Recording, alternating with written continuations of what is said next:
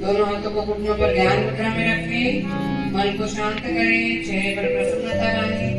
शुरू करते हैं शांति पाठ। ओम जय शांति, अंतरिक्षं शांति, पृथ्वी शांति, आकाश शांति, औषधि शांति, वनस्पति शांति, विश्वदेव शांति, ब्रह्म शांति, सर्वतम शांति, शांतिरेव शांति, सामा शांतिरेवि। ओम शांति शांति शांति। कुछ क्षण शांति।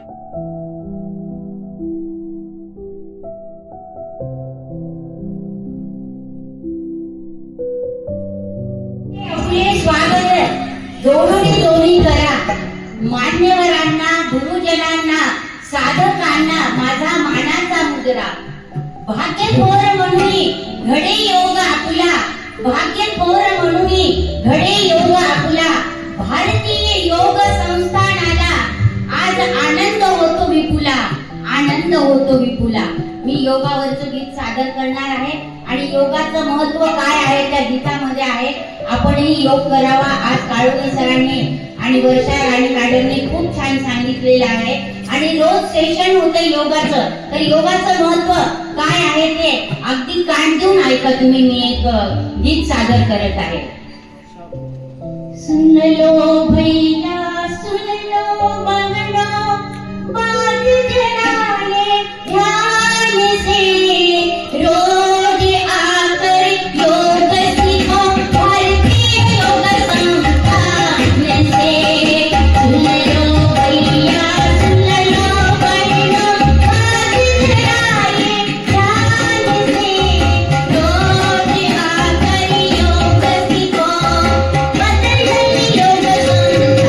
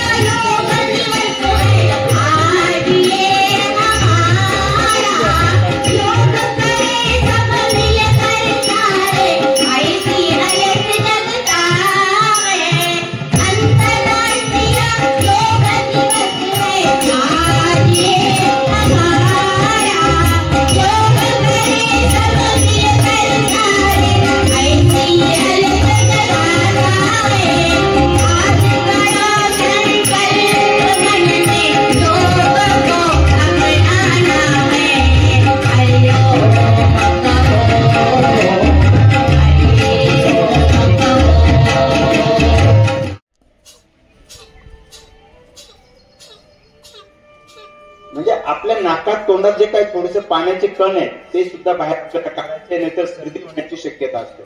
ठीक आहे, चल आता आय वॉश करून दाखवा.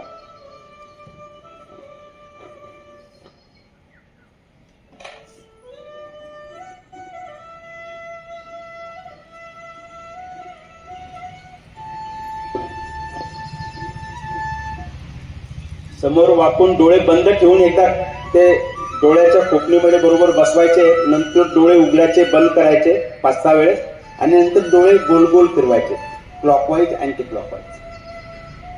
नंतर ते पाणी फेकून द्यायचं आहे आणि डोळ्याला हाताने पुसायचं नाही कधीच, कारण डोळ्याने पुसलं तर कदाचित ते लाल होण्याची शक्यता असते. ते हळूच पाणी सर्व निघून जातं.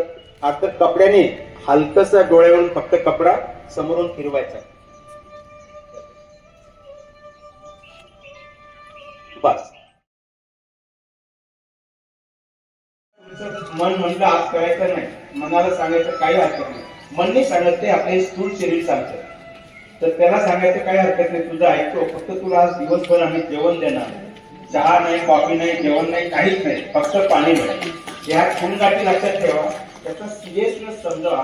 तुम्ही जर याचं तुमच्या जीवनामध्ये आचरण केलं तर तुमच्या इतकं सुखी या जगामध्ये तुम्ही राहणार नाही. मी आत्मविश्वासाने या ठिकाणी तुम्हाला सांगतो. मी शांत चित्ताने ऐकलं, बघितलं, त्याबद्दल सर्वांचे आभार मानतो सुरुवातीला.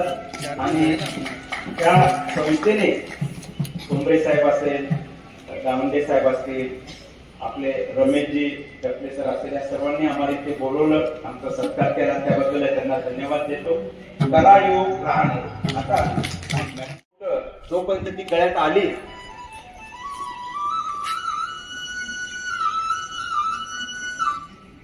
हे बघा दिसते सर्वांना. आता ती तोंडातनं बाहेर काढायची, तोंडातनं ओढा करे. त्याला एकदम चिकटून आलेले भरपूर काही. आता दुसऱ्या बाजून नको.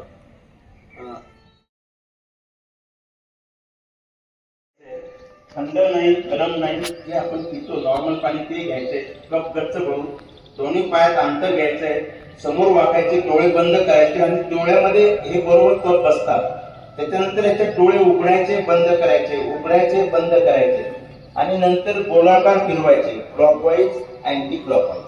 त्यामुळे काय होतं, आपल्या डोळ्यामध्ये जे धूळ असेल किंवा आजकाल वातावरणामध्ये आपणा सर्वांनाच माहिती आहे प्रदूषण फार झालेलं आहे. ते प्रदूषण मध्ये गेलेले असतील किंवा काही विषाणू असतील, ते तिथे जे थांबलेले असतात या धोती क्रियामध्ये, याला आय वॉश असं नाव केलेलं आहे. याच्यामुळे आपले डोळे एकदम स्वच्छ होतात. शंख प्रक्षालन आता वर्षाराणी मॅडमने तुम्हाला थोडक्यात सांगितलेलंच आहे. शंख म्हणजे पोट, प्रक्षालन म्हणजे धुणे. तर ह्या मुखापासून तो गुदापर्यंत जो भाग आहे त्याची लांबी साधारणतः किती मीटर आहे कोण सांगेल? आवाज येतो? ओके, ठीक आहे. 9 मीटर. मुखापासून तो गुदापर्यंत किती अंतर आहे? 9 मीटर किंवा साधारणतः त्याला 30 फूट असं म्हणूया आपण. प्लस मायनस प्रत्येकाच्या शरीरानुसार असतो. तर हा 30 फुटाचा जो भाग आहे तो शुद्ध करण्याची क्रिया म्हणजे शंख प्रक्षालन. शंख प्रक्षालनाला अजून एक दुसरं नाव आहे, त्याचं नाव आहे वारीसार धोती. वारी म्हणजे पाणी, पाण्याने आपली धुलाई करणे आतून, म्हणजे त्याला वारीसार धोती असं म्हटलेलं आहे. शंख प्रक्षालन मध्ये शंख शब्दाचा अजून कोणते काटा आहे, अजून एक दुसरा त्याच्याशी रेफरन्स आहे. तो म्हणजे जसं आपण शंखात पाणी टाकलं तर ते असं गोल गोल फिरून शेवटी फोर्सने बाहेर येतं. म्हणजे ज्या स्पीडने टाकले त्याच्यापेक्षा स्पीड कित्येक पटीने वाढलेली असते.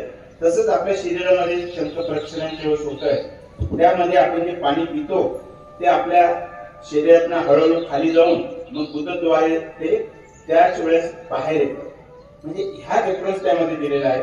ही क्रिया जी आहे साधारणतः 30-32 फुटाची स्वच्छ करण्याची जी क्रिया शंख प्रक्षालन मध्ये केली जाते, त्यामध्ये अगदी सोपं आहे. तुम्ही त्यामध्ये कोमट पाणी, थोडस मीठ टाकलेलं 2 ग्लास उकळू बसून प्यायचंय. 2 ग्लास झाल्यानंतर वर्षाराणी मॅडमने जे 5 आसनं आपल्याला इथे करून दाखवले, ताडासन, तिर्यक ताडासन, कटी संचालन, तिर्यक भुजंगासन आणि उदर आकर्षण, हे या सिक्वेन्सनी करायचे. ताडासन केलं म्हणजे आपण ज्यावेळेस वर हात ताणतो, हा वरच्या भागातलं जे पाणी आहे ते आपल्या वरच्या भागाचे विजाचे तत्व खाली घेऊन येतो. तिर्यक ताडासन केल्यानंतर अजून खाली येतो, त्यामध्ये वॉल्स आहे, ऍक्च्युली ते वॉल खुलत जातात. कटीचालन क्रिया केल्यानंतर ते अजून खाली जातात. उदराकर्षण तिर्यक भुजंगासन केल्यावर अजून ते खाली जातात आणि शेवटी उदराकर्षण करून आपण पोटावर गुडघा दाबतो आणि पीळ देतो, ते अजून आपल्या गुदामार्गापर्यंत जातात आणि शेवटी हे सर्व निष्कासन क्रियेद्वारे बाहेर येतात. शुद्धिक्रिया आपल्या योगाभ्यासामध्ये सांगितलेल्या आहेत. ह्या जर आपण आपल्या रेग्युलर पद्धतीने केल्या, काही यातल्या शुद्धिक्रिया दररोज करण्याच्या आहेत, काही 8 दिवसातून करा, 15 दिवसातून करा, काही महिन्यातनं करा आणि काही 6 महिन्यातनं करा. पण 6 महिन्याच्या आत राऊंड कंप्लीट व्हायलाच पाहिजे. शंख प्रक्षालन ही जी आहे ती 6 महिन्यातून एकदा केली तरी चालू शकते. आता याबद्दल आपण डिटेल बघणार आहोत. पहिलं जे शुद्धिक्रियाचा आंतरिक शुद्धिक्रियाचा प्रकार आहे तो म्हणजे धोती. धोती म्हणजे धुणे. जसं आपण आपल्या शरीराला आंघोळ करतो म्हणजे शरीराला धुतो, ब्रश करतो म्हणजे आपल्या तोंडाला धुतो, कपडे धुतो, त्याला धुणे हा प्रकार आहे.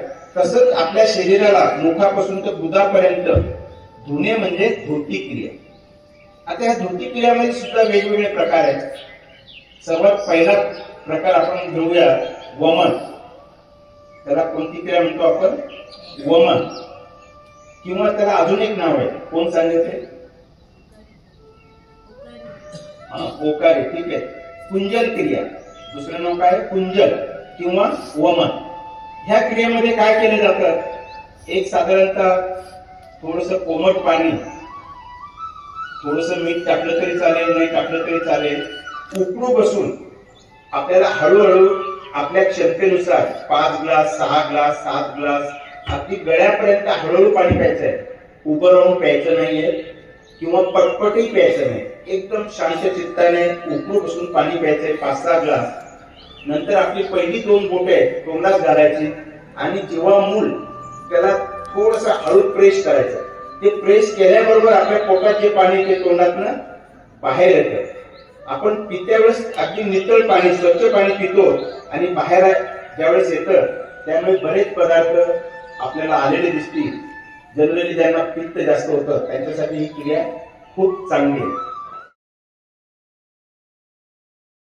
डॉक्टरकडे निघालो त्यावेळेस आपली हे स्थूल शरीर, सूक्ष्म शरीर, कारण शरीर यांची स्थिती काय होती, मनाची स्थिती काय होती, स्थूल शरीराची स्थिती काय होती ते बघा. आणि डॉक्टरला दाखवल्यानंतर त्या गोळ्या औषधं विकत घेतल्यानंतर घरामध्ये आलो ते ह्या दोन्ही अवस्थेमध्ये काही फरक पडतो की नाही? फरक पडतो की नाही? पडतो. आपलं जे आजार आहे, दुखणं आहे ते 50% कमी झालेलं असतं. आपण तर अजून औषधं घेतलीच नाहीये, फक्त विकत आणलंय. डॉक्टरांना आपण भेटलो तरी आपलं दुखणं घरी येतो, परत येतो. त्यावेळेस जी वेदना आपल्याला जात्या वेळेस असते ती घरी आल्यानंतर नसते. त्याचं कारण आहे आपली डॉक्टरावर श्रद्धा आहे, एवढंच नाही तर आपल्या औषधावर श्रद्धा आहे. आता मी डॉक्टरांना दाखवलंय, त्यांनी औषध दिले, मी ते घेतल्यानंतर बरी होणार आहे, एवढंच श्रद्धा आपल्याला आपलं जे दुखणं आहे ते 50% कमी करतं. एवढी ताकद या श्रद्धेमध्ये.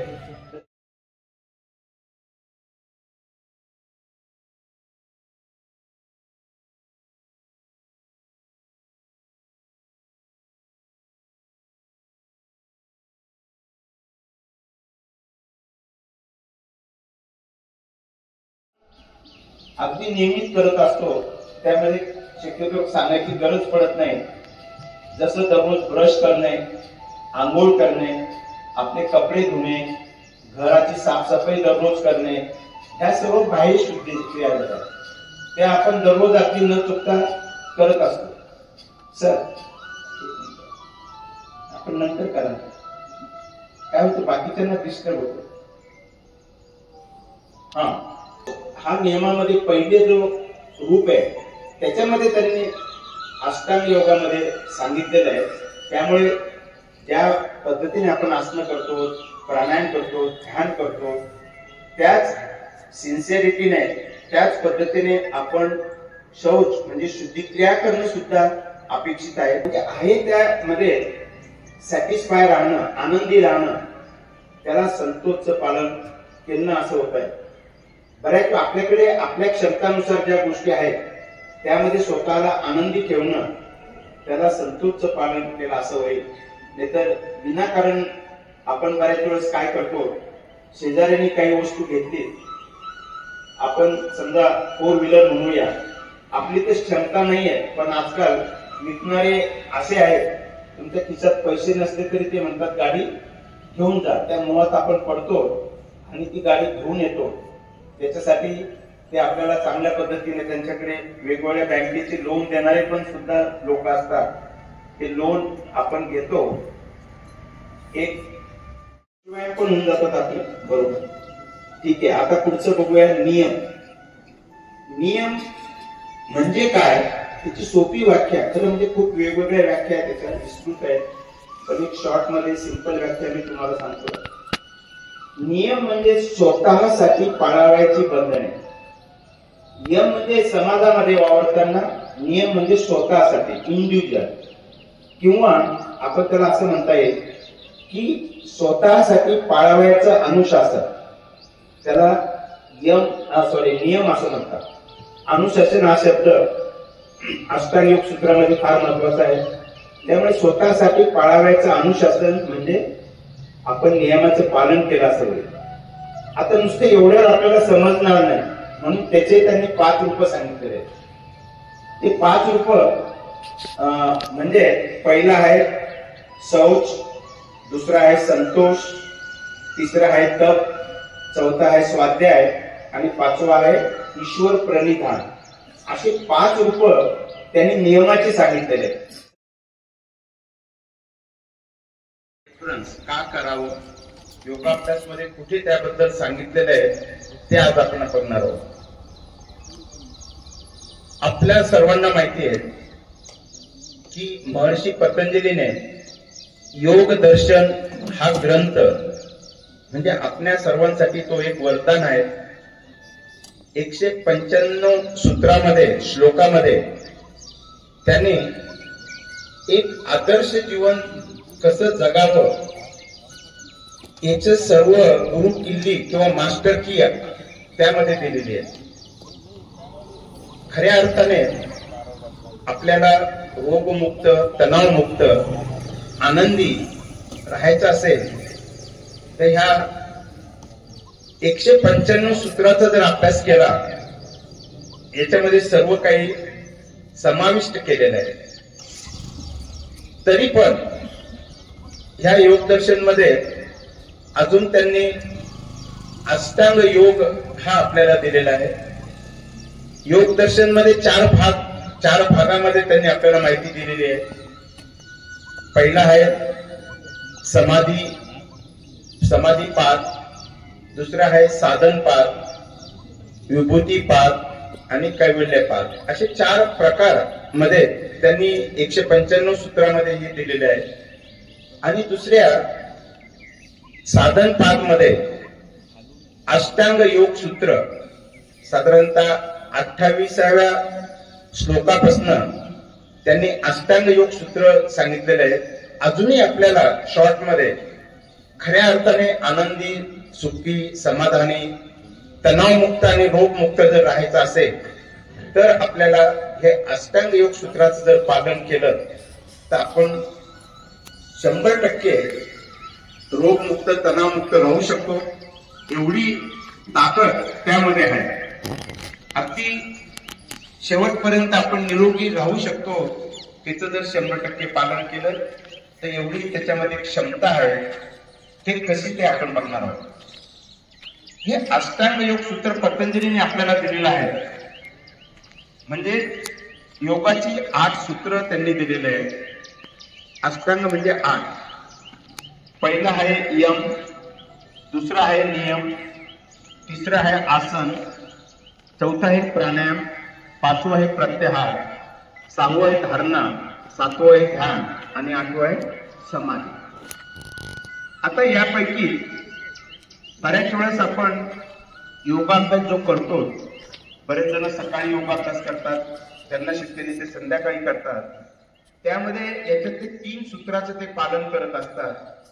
एक म्हणजे आसन, की जे आपण आतापर्यंत ज्या वेगवेगळ्या आपल्या ह्या शरीरावर क्रिया केल्या ते आहेत आसन. त्याच्यानंतर आपण करतो प्राणायाम, 4थं सूत्र, 3रं आसन, 4थं प्राणायाम आणि 7वं ध्यान. ह्या 3 गोष्टी आपण रेग्युलर करत असतो. उरलेल्या 5 गोष्टीचं आपल्याला आपल्या 24 तासामध्ये पालन करायचं असं त्यामध्ये अपेक्षित आहे. तर ह्या ज्या उरलेले 5 अंग आहेत त्याचं पालन दिवसभरामध्ये कसं करावं हे जर आपण त्यातलं समजून घेतलं तर निश्चितच आपल्याला सर्व फायदे मिळणार आहे.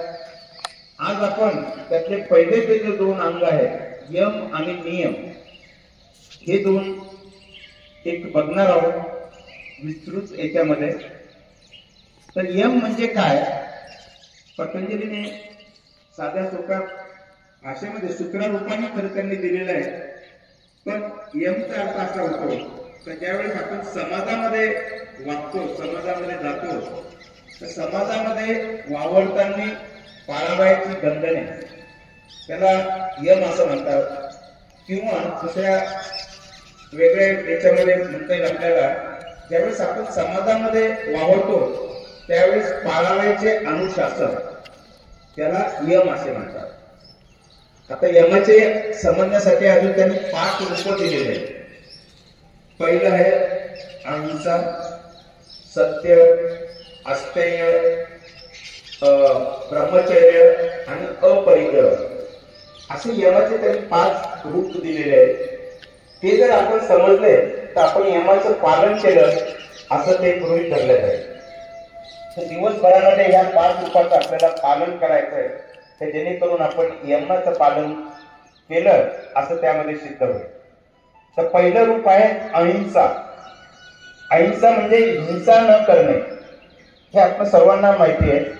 पशु पक्षी असेल त्यांची हत्या न करणे किंवा इतरांना जखम होईल, त्यांना इजा होईल अशा गोष्टी न करणे त्याला आपण अहिंसा असं म्हणतो. पण पतंजलीने त्याच्याही पुढे जाऊन ते एवढ्यावरच थांबले नाही, हे तर आहेतच, पण आपण ज्यावेळेस बोलतो इतरांशी आपले शब्द असे पाहिजे का त्याच्यामुळे समोरच्याला इजा होता कामा नये. त्यामुळे इतरांची जी स्थिती आहे ती दुखावल्या जाऊ नये असे शब्द आपण वापरावे बोलत्या वेळेस. त्याला अहिंसाचं पालन होतं. बऱ्याच वेळेस आपल्याला माहिती आहे काही जण आपली बोलत्या वेळेस अशा पद्धतीने शब्द वापरतात की आपल्याला नंतर कित्येक दिवस झोप येत नाही, किंवा ते शब्द बोलल्यामुळे बऱ्याच वेळेस आपले जे नातेसंबंध बिघडून जातात त्यांच्याशी आपण पुन्हा कधी नाते ठेवत नाही, संबंध ठेवत नाही. एवढे ते शस्त्रापेक्षाही तीक्ष्ण आपले शब्द आहेत. तर समाजामध्ये वावरताना ते जपून वापरावे, त्याच्यामुळे समोरच्याला दुःख होणार नाही, इजा होणार नाही, ही काळजी घेणे म्हणजे अहिंसाचे पालन करणे. एवढंच नाही तर झाल्यानंतर त्याला त्रास होणार नाही, तर त्यालाही अहिंसाचं पालन असं म्हणलेलं आहे. आपण डोळ्यांनी ज्यावेळेस बघतो इतरांकडे, आपले डोळ्याचे भाव असे पाहिजेत का त्याच्यामुळे समोरच्याला त्रास होणार नाही असे डोळ्याचे हावभाव आपण करणं त्याला अहिंसाचं पालन करणं असं त्यामध्ये समजून त्यांनीच सांगितलेलं आहे. ह्या गोष्टी जर आपण केल्या तर यम मधलं पहिलं रूप अहिंसाचं पालन केलं असं त्यामध्ये आपल्याला त्याचा लाभ मिळेल. त्याच्यामध्ये ताकद आहे, पण वेळेचं बंधन असल्यामुळे शॉर्ट मध्ये मी प्रयत्न करतो की आपल्यापर्यंत नेमका त्याचा अर्थ काय. दुसरं रूप आहे, पहिलं अहिंसा, दुसरं आहे सत्य. पतंजलीने असं सांगितलेलं आहे आपले जे 5 ज्ञानेंद्रिय आहेत, म्हणजे पहिल्यांदा शब्द बोलणे, जे बोललो तोंडाने किंवा जे कानाने ऐकलंय, जे डोळ्याने बघितलंय, जे जिभेने आपल्याला त्याचा चव कळली किंवा नाकाने जो गंध कळला, हे 5 ज्ञानेंद्रियांनी ज्या गोष्टी कळल्या त्याच पुढे सांगणे त्याला सत्य म्हणतात, किंवा त्याचं पालन करणे त्याचं सत्य असं म्हटलं जातं. पण बऱ्याच वेळेस काय होतंय, आपण ऐकतो आणि पुढे पाठवतो त्याच्यात काहीतरी ऍड करतो आणि ते पुढे जात राहतो आणि नंतर त्याचे विचित्र रूप तयार होत आहे. त्याच्यातलं सर्वात बेस्ट एक्झाम्पल म्हणजे समजा इथं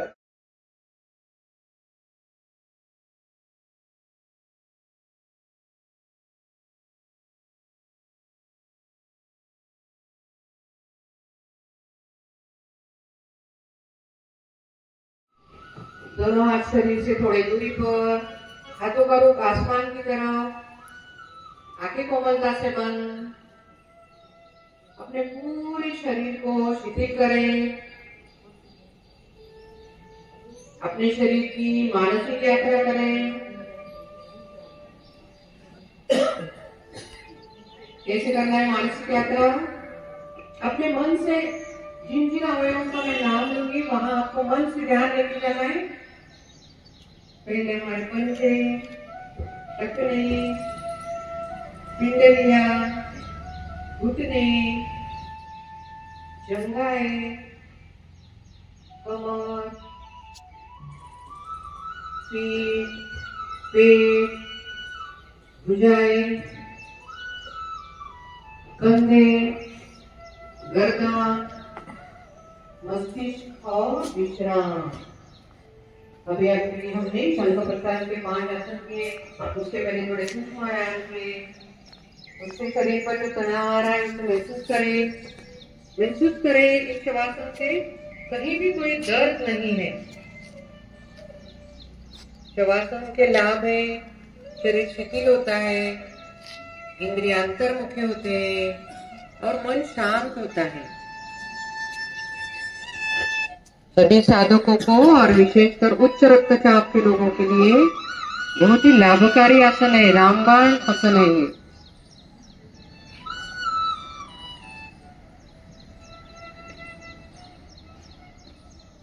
आइए थोड़ा सजग हो जाइए, हाथों पैरों को हिलाइए, आंखें खोले और दाई करवट लेकर हर बार कुछ क्षण रुके. दाएं हाथ का स्टैंड बनाकर.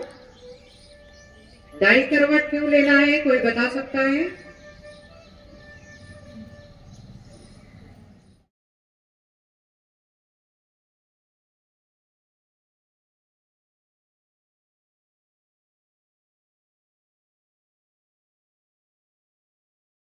धीरे धीरे करना है, कहीं भी झटका ना लगे. करते हैं शंख प्रश्नासन का नौकरी 5वां आसन, उदराकर्षणासन.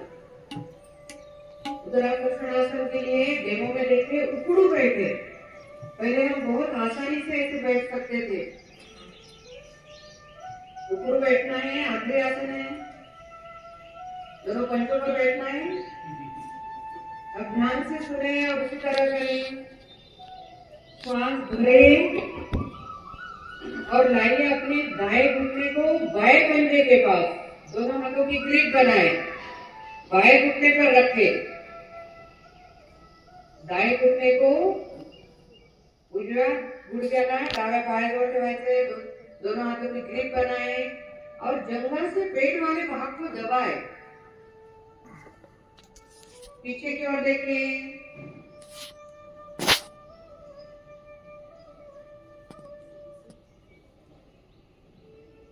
आइए धीरे धीरे मध्य में. यही क्रिया बाईं ओर से करते हैं. अपने बाएं घुटने को दाएं पंजे के पास रखें. श्वास भरें, दोनों हाथों की ग्रिप बनाएं और जंघा से पेट वाले भाग को दबाएं. अपनी ठुड्डी को दाएं कंधे पर रख दें. कुछ क्षण रुके. 10 सामान्य श्वासों के साथ रुके.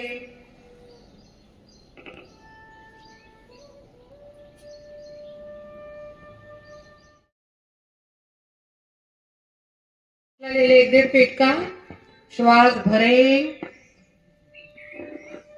उठाएं अपने सामने से वक्ष पेट के भाग तक और हाथों को सीधा करें. भुजंगासन की स्थिति में आ जाए.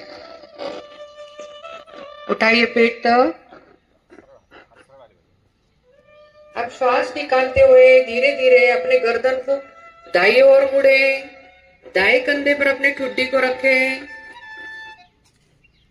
यहाँ तक तो आसान था. इसके आगे दाईं ओर से हमें बाईं एड़ी को देखना है. उजवीकडे वळून डाव्या पायाची टाच बघायची. वर उचलून नाही सर, पाय खालीच ठेवायचा. आइए श्वास भरते हुए मध्य में. इसी तरह बाई ओर अपने ठुड्डी को बाई कंधे पे रखें और दाई एडी को देखें. उजवी डाव्या खांद्यावर मान ठेवून हनुवटी ठेवून उजव्या टाचेला बघायचे. तिथे भुजंगासन करणे हम. आइए श्वास भरते हुए मध्य में और एक बार करते हैं. श्वास निकालते हुए दाई ओर अपनी ठुड्डी को दाएं कंधे पर रखें और दाई ओर से बाई एड़ी को देखें. रुके कुछ क्षण. आइए श्वास भरते हुए मध्य में और बाई ओर. दाएं कंधे पर दाया हाथ पीछे सीधा एकदम. दाया हाथ पीछे सीधा, पीछे पीछे पीठ की तरफ. रुकिए कुछ क्षण. इस आसन का नाम है कटी चक्रासन.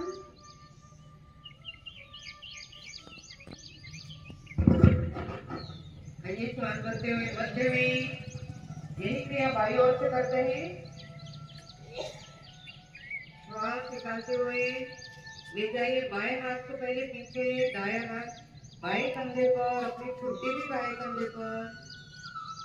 रुके रुके 10 सामान्य श्वासों के साथ रुके.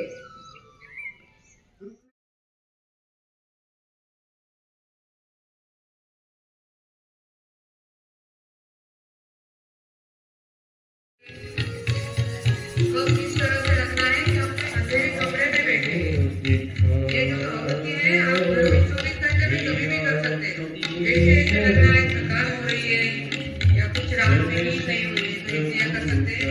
अपने हाथ में 3-4 बार बंदी को झपकाएं, खोले बंद करें, खोले बंद करें.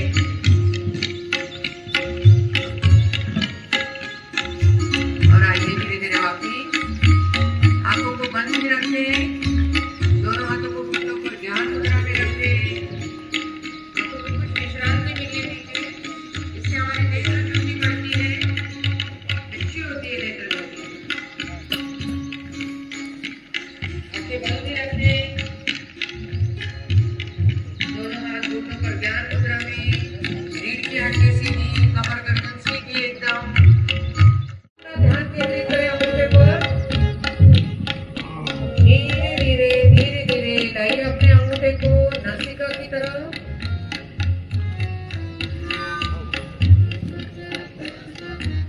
लाइए सामने धीरे धीरे. इससे हमारी एकाग्रता बढ़ती है. घर में छोटे बच्चों को भी करवाएं. और एक बार लाइए अंगूठे को धीरे धीरे नासिका की तरफ. अपना पूरा ध्यान अंगूठे पे रहना चाहिए. समाप्त हो गई हो तो आइए वापिस. आइए धीरे धीरे वापिस. अब पांचवी कड़ी करते हैं. बहुत ही अच्छे करते हैं. आंखों को मिचकाना. 45 सेकंड में आप 100 बार आंखों को मिचका सकते हैं. तो अपने अपने आंखों को मिचकाइए.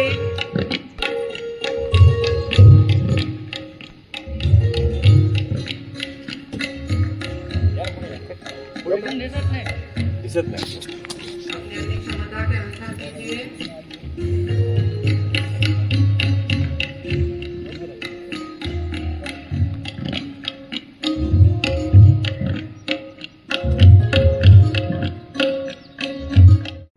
दोनों पुतलियों को आंखें खोले. धीरे धीरे आंखें खोले. पुतलियों का अर्थ है बुबुळ मराठी मध्ये. दोनों पुतलियों को सबसे पहले ले जाए भूमध्य की तरफ, मतलब अपने आसन की तरफ. उसके बाद मध्य में और धीरे धीरे आसमान की तरफ. यहाँ हमारी गर्दन या शरीर का कोई अवयव नहीं हिलेगा, सिर्फ पुतलियां हिलेगी. आइए धीरे धीरे मध्य में फिर आसन की तरफ. इसकी एक और आवृत्ति करेंगे हम. दोनों पुतलियों को आसन की तरफ ले जाए.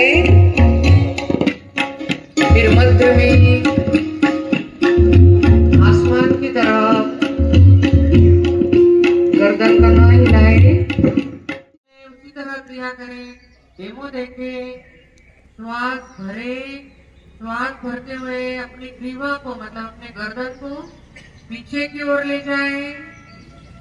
क्रिया धीरे धीरे करना है, कहीं अगर थोड़ा झटका भी लग जाता है तो हमें परेशानी हो सकती है। रुके कुछ 10 सामान्य सांसों के साथ रुके। आइए श्वास भरते हुए मध्य में, श्वास निकालते हुए धीरे धीरे।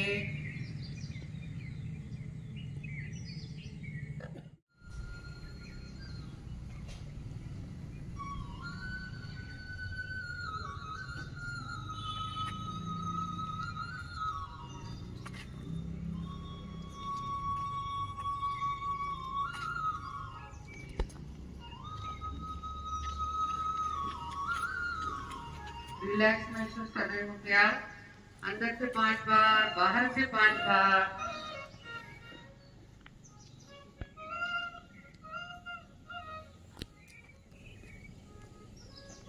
और क्रिया पूरी हो गई हो तो आइए वापिस अपने हाथों को सामान्य कर लें और दोनों कंधों को उठाए, कानों से स्पर्श करें। हाथ एकदम हल्के से रहेंगे।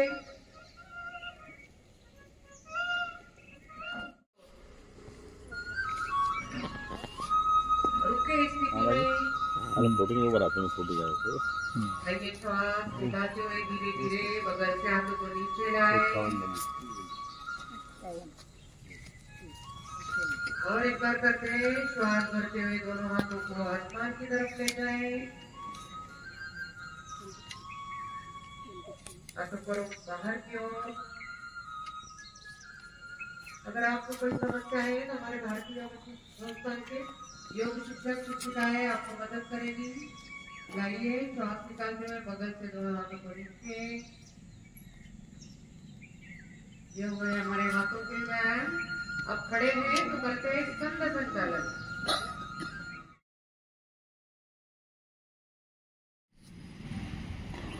धीरे धीरे हाथों को नीचे लाए, आंखें खोले, पद्मासन लगाए। करते हैं सूक्ष्म व्यायाम की शुरुआत। सबसे पहले करेंगे हम हाथों के सूक्ष्म व्यायाम। बैठी हुई स्थिति नहीं करेंगे। दोनों हाथों को क्रिया 5 बार करें।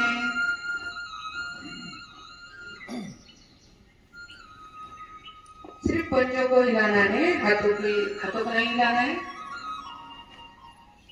5 बार आवृत्ति पूरी होने के बाद दोनों पंजों को दाएं बाएं फैलाए, घुमाए दाएं बाएं।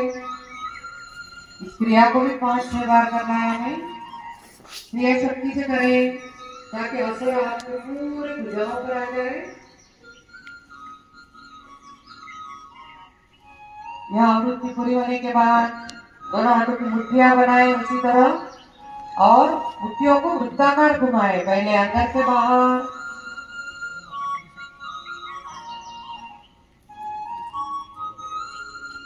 पांच बार क्रिया करें। प्रार्थना से तो करते हैं प्रार्थना सभी एक साथ।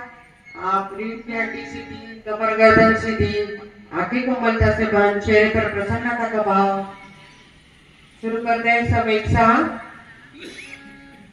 ओम सहना भवतु सहनो भुनक्तु सवीर्यं करवावहै तेजस्विनावधीतमस्तु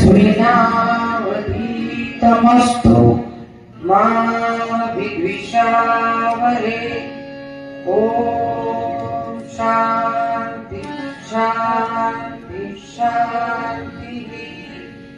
आपण सूक्ष्म व्यायाम आणि काही आसनं घेणार आहोत आणि दुसऱ्या भागामध्ये योगाभ्यासामध्ये शुद्धिक्रियांचं काय महत्व आहे, त्याचा रेफरन्स कुठे आहे, ह्या सर्व गोष्टी बघणार आहोत। तर या ठिकाणी उपस्थित असलेले संस्थेचे पदाधिकारी ठोंबरे साहेब, गावंडे साहेब आणि हा सर्व जगन्नाथ रथ ओढून नेत आहे ते रमेशजी डकले सर आणि इतर सर्व त्यांची टीम आणि उपस्थित साधक बंधू भगिनींनो, भारतीय योग संस्थान यातर्फे मी आपणा सर्वांचे या ठिकाणी स्वागत करतो। आपणाला सर्वांना धन्यवाद देतो। आता हा जो पहिला सेशन आहे या ठिकाणी वर्षा आणि शहापूरकर ह्या घेतील आणि डेमोसाठी वर्षा देशमुख मॅडम ह्या राहतील. तर मी आता वर्षा राणे मॅडमला विनंती करतो की त्यांनी सेशन सुरू करावं.